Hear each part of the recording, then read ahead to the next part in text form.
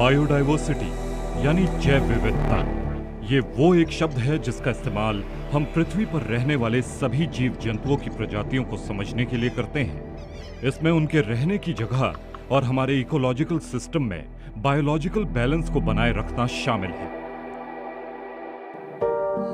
Biodiversity हमारे ecosystem की productivity के लिए बेहद जरूरी है। सभी प्रजातियां, चाहे वो कितनी भी छोटी या बड़ी क्यों ना हो, इसमें महत्वपूर्ण भूमिका निभाती हैं। बड़ी संख्या में लगाए गए पौधों की प्रजातियां अच्छी और उपजाऊ फसल सुनिश्चित करती हैं। सभी जीव जंतुओं के लिए भी नेचुरल एनवायरनमेंट पैदा होता है। हमें यह भी जानना जरूरी है कि हेल्थ इकोसिस्टम ही किसी आपदा को सहन करने में सक्षम है। पृथ्वी की बायोडाइवर्सिटी यानी जैव विविधता खतरे में है और इसका मुख्य कारण वो है जो इस पर सबसे ज्यादा निर्भर है, मानव प्रजाति। जैव विविधता के नुकसान को कम करना आज हमारी सबसे बड़ी चुनौतियों में से एक है। मॉडर्न एडवांसमेंट्स और अर्बनाइजेशन के बावजूद हमने नेचुरल रिसोर्सेज का जरूरत से ज्यादा इस्तेमाल कर अपने ग्रह की हेल्थ को हमेशा नजरअंदाज किया, इस बात को जानते हुए भी कि इसका स्वस्थ रहना सभी जीव जंतुओं के लिए कितना जरूरी है। The space that we occupy, धरती पर मौजूद जगह सीमित है। जनसंख्या के बढ़ने के साथ हमें जगह की जरूरत है, जिसके लिए हम जंगलों की कटाई कर रहे हैं। जैसे ही हम जंगलों को काट रहे हैं, जानवरों के लिए रहने की जगह कम पड़ रही है, जिससे बायोडाइवर्सिटी अपने आप नीचे जा रही है, क्योंकि जानवरों के लिए रहने की जगह ही नहीं बची। यही कारण है बायोडाइवर्सिटी के गिरावट का। that is the way that biodiversity is decreasing. मनुष्यों की बढ़ती जनसंख्या ने पर्यावरण को बदल दिया है और कई मानवीय गतिविधियों की वजह से बायोडाइवर्सिटी और नेचुरल रिसोर्सेज की बर्बादी का जिम्मेदार मनुष्यों को ही ठहराया गया है। लोगों का जो गतिविधियां हैं, इससे क्या होता है कि बहुत सारी पौधा, जो बहुत सारी स्पेसीज है, वो विलुप्त का मतलब परिधि में आ चुके हैं। जैसे कि हमारा भारत में अभी करीब 2700 से ज़्यादा प्लांट स्पीसीज खाली वो आज मतलब विलुप्त का करीब पहुंच चुके हैं। आज 1/3 से ज्यादा भूमि की सतह का इस्तेमाल फसल और पशुपालन के लिए किया जा रहा है। धरती में हो रहे इस परिवर्तन के लिए कृषि में हो रहा विस्तार एक प्रमुख कारण बनकर सामने आया है। हमारे ग्रह की जनसंख्या तेजी से बढ़ रही है, लेकिन यहाँ पर जमीन सीमित है। बढ़ती आबादी का ख्याल रखने के लिए दुनिया भर में कई जंगलों को काट दिया गया है, जिसमें प्राकृतिक संसाधनों का जरूरत से ज्यादा इस्तेमाल किया गया। साथ ही हमारे आसपास के इकोसिस्टम को भी बाधित किया गया, जिससे बायोडाइवर्सिटी को भारी नुकसान पहुंचा है। जो है वनों का क्षरण भी बहुत तेजी से कर रहे हैं, उनपे बहुत दबाव है। तो आवश्यकता ये है कि हम जहाँ वनों का जो अपने स्वार्थ के लिए हम उनका उपयोग करते हैं, उनका शोषण ना हो। दो ही खतरे हैं, एक तो अति दोहन, अति शोषण, और दूसरा जो वनों की भूमि है उनको दूसरे गैर वानिकी प्रयोगों में न लाया जाए। लॉगिंग को वनों की कटाई के लिए सबसे ज्यादा जिम्मेदार माना गया है। लकड़ी से बने प्रोडक्ट्स की मांग लगातार बढ़ रही है और इसके कारण फर्नीचर और अन्य घरेलू सामानों के निर्माण के लिए लकड़ी और सागौन की कटाई में वृद्धि हुई है। वहीं चारकोल के उत्पादन के लिए कई छोटे पेड़ों को काट दिया जाता है, जिसका उपयोग कई लोग घरों में ईंधन के रूप में करते हैं। एक और मानवीय गतिविधि जो हमारे वनों को खत्म कर रही है वो है खनन। खनन की प्रक्रिया में जहरीले रसायन का उपयोग किया जाता है, जिससे न केवल मिट्टी की गुणवत्ता कम होती है, बल्कि नदियों और झीलों में भी जहर घोल दिया जाता है, जिससे नदियों के इकोसिस्टम को नुकसान पहुंचता है। 6.5 मिलियन वर्ग किलोमीटर से ज्यादा के क्षेत्र में फैले अमेज़न के जंगल, जिसे हमारे ग्रह के फेफड़े के रूप में जाना जाता है, आज अपने अस्तित्व के लिए लगातार जंग लड़ रहे हैं और खतरों से सामना कर रहे हैं। वर्ल्ड वाइल्ड लाइफ फंड के अनुसार पिछले 50 सालों में अमेज़न के लगभग 17% जंगल नष्ट हो चुके हैं। अगर ऐसे ही चलता रहा तो एक अनुमान के मुताबिक 2030 तक अमेज़न का 27% हिस्सा पेड़ों के बिना होगा। विशेषज्ञों ने चेतावनी दी है कि दशकों से चली आ रही अस्थिर मानवीय गतिविधियां अमेज़न के जंगल को खतरे के करीब ला रही हैं। लकड़ी के लिए पेड़ों को काटा जा रहा है, खनिजों और कीमती सामानों के लिए भूमि का खनन किया जा रहा है और पशुपालन के लिए जंगलों को पूरी तरह से साफ कर दिया गया है। भारत ने साल 2019 और साल 2020 के बीच अपने वन क्षेत्र का लगभग 38.5 हजार हेक्टेयर खो दिया और देश भर में पेड़ों की संख्या में 0.67% की गिरावट दर्ज की गई। भारत की अरावली रेंज 692 किलोमीटर तक फैली हुई है। ये रेंज गुजरात के पश्चिमी राज्य से शुरू होकर राजस्थान और हरियाणा तक फैली है और राष्ट्रीय राजधानी दिल्ली में आकर समाप्त होती है। भारत के controller and auditor general of India की एक रिपोर्ट के अनुसार यह अरावली रेंज लगातार बढ़ रही जनसंख्या, अवैध खनन, अतिक्रमण, अप्रतिबंधित विकास और वनों की कटाई के कारण लगातार खतरे में बनी हुई है।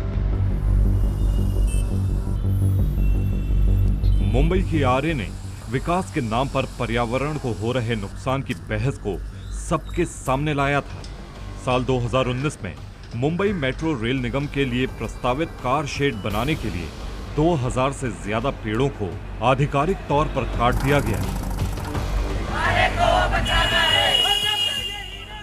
लोगों के विरोध तेज होने के बाद भारत की शीर्ष अदालत सुप्रीम कोर्ट ने पेड़ों को बचाने के लिए पहल की थी। वनों में लगातार हो रही कटाई क्लाइमेट चेंज की सबसे बड़ी वजह है और इससे वनों में आग लगने की घटनाएं लगातार बढ़ रही हैं। साल 2019-2020 में ऑस्ट्रेलियाई जंगलों की झाड़ियों में लगी आग को सबसे दुर्भाग्यपूर्ण घटनाओं में से एक माना जाता है। इस घटना से वहां के जंगलों के अलावा वन्य जीवों को भी भारी नुकसान पहुंचा था। ऑस्ट्रेलिया के जंगल में लगी इस भीषण आग से लगभग 143 मिलियन स्तनधारियों, 2.46 बिलियन रेप्टाइल, लगभग 180 मिलियन पक्षियों और 50 मिलियन से अधिक मेढकों को नुकसान पहुंचा और लगभग 1.8 मिलियन हेक्टेयर वन क्षेत्र जलकर राख हो गया। जो दावानल जिसको कहते हैं आग, ये भी एक बहुत बड़ा खतरा है। प्रतिवर्ष गर्मियों में और पहाड़ों दोनों जगहों पे भारत में वनों के दहन या फॉरेस्ट फायर की समस्या आती है। विशेषज्ञों की माने तो बढ़ती जनसंख्या की वजह से ही जलवायु परिवर्तन और वनों की कटाई तेजी से हो रही है, जिससे वन सूख रहे हैं और आग की चपेट में आ रहे हैं। बायोडायवर्सिटी का संरक्षण न केवल हमारे इकोसिस्टम के सही कामकाज करने के लिए बल्कि मानव प्रजाति के अस्तित्व के लिए भी जरूरी है। Non profit organisation Mobius Foundation, जो सस्टेनेबल रिसोर्सेज का इस्तेमाल कर पर्यावरण स्थिरता को बढ़ावा देने के लिए काम कर रही है, उन्होंने हरियाणा राज्य में ग्रीन एरिया को बढ़ाने के लिए संजीवनी परियोजना की शुरुआत की है। Project Sanjeevani has been taken up to increase the project Sanjeevani पेड़ों की संख्या बढ़ाने के लिए चलाया गया। पेड़ों से ही हमें ऑक्सीजन मिलती है और पेड़ ही कार्बन डाइऑक्साइड को कंज्यूम करते हैं। ये हमारे लिए जरूरी है कि हम समुदायों को पेड़ लगाने के लिए प्रेरित करें। Because we involve the community in planting extra trees. 2 चरणों में शुरू की गई इस योजना का पहला चरण 7 जून 2018 को हरियाणा के सोनीपत और पानीपत के गांवों के आसपास 5000 पौधे लगाकर शुरू किया गया। There are 2 places where we are planting trees. One is in Haryana. हम 2 जगहों पर पेड़ लगा रहे हैं। हरियाणा में हम फार्मिंग कम्युनिटी, स्टूडेंट कम्युनिटी और विलेज कम्युनिटी के साथ मिलकर ये अभियान चला रहे हैं, जिससे पेड़ों के सर्वाइवल पर नजर रखी जा सके। यहाँ हमें पेड़ों के सर्वाइवल का 60% सक्सेस रेट मिला है। दूसरी जगह जहाँ हम पेड़ लगा रहे हैं जहां 120 एकड़ जमीन में से हमने 20 एकड़ जमीन पर एंडेमिक पेड़ के साथ साथ लोकल पेड़ भी लगाए। एंडेमिक पेड़ वो होते हैं जो वेस्टर्न घाट में विलुप्त होने की कगार पर हैं। To plant endemic trees as well as local trees. Endemic trees are those trees which are endangered species in the Western Ghat area. पहले चरण की सफलता के बाद परियोजना का दूसरा चरण 8 अप्रैल 2019 को शुरू किया गया, जिससे कार्यक्रम का विस्तार हुआ।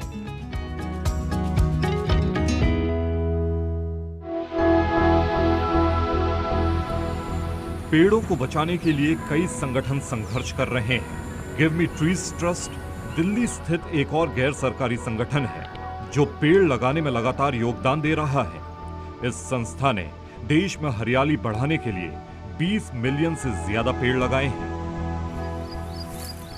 ये ट्रस्ट स्वामी प्रेम परिवर्तन ने स्थापित किया है, जिन्हें प्यार से पीपल बाबा के नाम से भी जाना जाता है। इस ट्रस्ट का केवल एक ही उद्देश्य है, देश में हरियाली को बढ़ाना। तो हमने जाके जब जमीन देखी तो बहुत सारी उसमें चैलेंजेस थे, क्योंकि वहाँ डेब्री बहुत था, मतलब कि मलबा बहुत बड़ा था। तो हम लोगों ने उसकी क्लीनिंग करके और गोबर की खाद से टोटली ऑर्गेनिक तरीके से हम लोगों ने बीजों का सहारा लेके वहाँ छोटे छोटे तालाब बना के रेन वाटर हार्वेस्टिंग करके वहाँ पर एक इंटीग्रेटेड फॉरेस्ट्री मैनेजमेंट एक पूरा हमने मॉडल बनाया। और वो मॉडल की इतनी तारीफ हुई है वर्ल्ड ओवर में, यूनाइटेड स्टेट्स फॉरेस्ट सर्विसेज ने तक आके वहाँ पर हम लोगों को सराहा है उस काम के लिए, और नेशनल इंस्टीट्यूट्स कई आए हैं, रिसर्च बॉडीज बहुत आती हैं हमारे पास। संयुक्त राष्ट्र ने एक रिपोर्ट जारी की जिसके मुताबिक यदि बायोडायवर्सिटी के नुकसान को कम करने के लिए अभी कुछ नहीं किया गया तो कुछ ही दशकों के अंदर जानवरों और पौधों के साम्राज्य में औसतन 25% की कमी देखी जाएगी। वहीं लगभग 10 लाख प्रजातियां विलुप्त हो जाएंगी। इन प्रजातियों के विलुप्तीकरण का मुख्य कारण जो है वो जो हैबिटेट लॉस है, जो उनका आवास स्थल है उनका विनाश बड़े पैमाने पर, पोचिंग इनकी हो रही है, जंतुओं की अवैध शिकार और अवैध दोहन, जलवायु परिवर्तन एक बहुत बड़ा कारण है। हमारे जो जीव जंतु हैं उनके लिए जो स्थान चुना है उसमें मानव का और मानव के एक्टिविटीज का उसमें होना मान्य नहीं है। बाघों का उनके शरीर के अंगों के लिए लगातार शिकार किया जा रहा है। इन अंगों का इस्तेमाल औषधि, पैसे, शक्ति प्रदर्शन और आभूषण बनाने के लिए हो रहा है।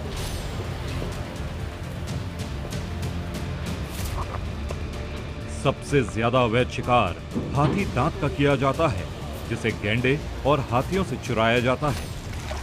अफ्रीका में जंगली हाथियों की संख्या में पिछले 30 सालों में 86% से अधिक की गिरावट आई है और रोजाना 100 हाथियों को सिर्फ उनके शरीर के छोटे से हिस्से के लिए शिकारियों द्वारा मार दिया जाता है। कहीं पे हाथी का हमारे पास गैंडे का हमारे पास हॉर्न है, कहीं खाल है, कहीं पे कोई और चीज है। इस प्रकार की अनेक प्रकार की चीजें जो हैं इस ट्रेड में लगी हुई हैं और सब चीजें बिकती हैं, सब चीजों की डिमांड है। और जब जिन चीजों की डिमांड होती है तो आपको पता है कि किस प्रकार की व्यवस्थाएं होती है। बायोडायवर्सिटी के नुकसान का सीधा असर जेनेटिक रोगों को बढ़ावा दे रहा है। रिसर्च से पता चला है कि जानवरों से मनुष्यों को लगभग 60% बीमारियां हो रही हैं। इसके परिणाम हमारे चारों तरफ हैं। कोविड-19 एक जेनेटिक बीमारी है जो चीन में कोरोना वायरस के कारण फैली है। इससे पहले कई वायरसों की तरह यह भी जानवरों से इंसानों में आया। इस बात के पुख्ता सबूत मिले हैं कि यह वायरस चमगादड़ों में पैदा हुआ। इस महामारी ने हमें दिखा दिया है कि मनुष्यों को बायोडायवर्सिटी का सम्मान करने की आवश्यकता क्यों है।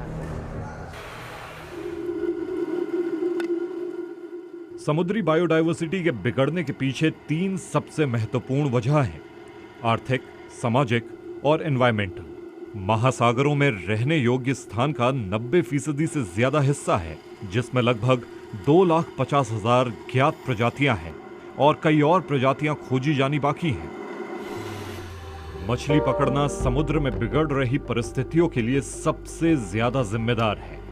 दुनिया की बढ़ती आबादी से मछलियों की मांग में बढ़ोतरी देखी गई है। जिससे अत्यधिक मछली पकड़ने और अवैध रूप से मछली पकड़ने का काम लगातार जारी है। ओवर फिशिंग पूरे समुद्री इकोसिस्टम को प्रभावित करती है, क्योंकि ये समुद्र में असंतुलन पैदा करती है। जब ज्यादा से ज्यादा मछलियां समुद्र से बाहर निकल जाती हैं, तो समुद्री कछुए और कोरल जैसे अन्य महत्वपूर्ण समुद्री जीवों का नुकसान होता है। समुद्र सिर्फ ज्यादा मछली पकड़ने की वजह से नहीं, बल्कि समुद्र में प्लास्टिक से हो रहे प्रदूषण के कारण भी बर्बाद हो रहा है। संयुक्त राष्ट्र के अनुसार समुद्री मलबे से कम 800 समुद्री प्रजातियां प्रभावित होती हैं। इसमें 80% मलबा प्लास्टिक की वजह से होता है। हमारा ग्रह प्लास्टिक के प्रदूषण में डूब रहा है और अधिक जनसंख्या का मतलब है ज्यादा प्लास्टिक का इस्तेमाल। एक अनुमान के मुताबिक प्लास्टिक के कचरे से एक साल में करीब 10 लाख समुद्री पक्षी मारे जाते हैं।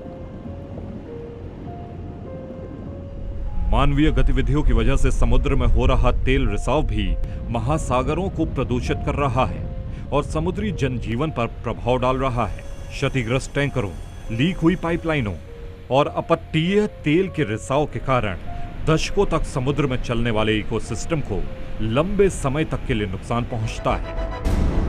शार्क की विभिन्न प्रजातियों के विलुप्त होने के लिए जिम्मेदार भी मानव जाति ही है, जो महंगे दामों पर बिकने वाले शार्क फिन के लिए उनका शिकार कर रही है। इन शार्क फिन का उपयोग शार्क फिन सूप नामक लोकप्रिय व्यंजन में किया जाता है, जो चीनी संस्कृति में एक स्वादिष्ट व्यंजन माना जाता है। शार्क फिनिंग के लिए लगभग 100 मिलियन शार्क को मौत के घाट उतार दिया जाता है। इसमें शार्क को पकड़ने के बाद उसके पंख काट दिए जाते हैं और शार्क को वापस समुद्र में फेंक दिया जाता है। शार्क जिंदा तो रहती है, लेकिन तैरने में असमर्थ होने की वजह से या तो डूब जाती है या मौत के मुंह में चली जाती है। ये याद रखना महत्वपूर्ण है कि बायोडायवर्सिटी के बिना मानवता का कोई भविष्य नहीं है। हमारे इकोसिस्टम को बनाने वाले हजारों अद्भुत जीवों के बिना कोई भी पृथ्वी की कल्पना नहीं कर सकता है। विभिन्न प्रजातियों का बड़े पैमाने पर विलुप्त होना बहुत बड़ा खतरा है। सही जीवन, सही विकास और जनसंख्या वृद्धि को रोककर ही इस खतरे से निपटा जा सकता है।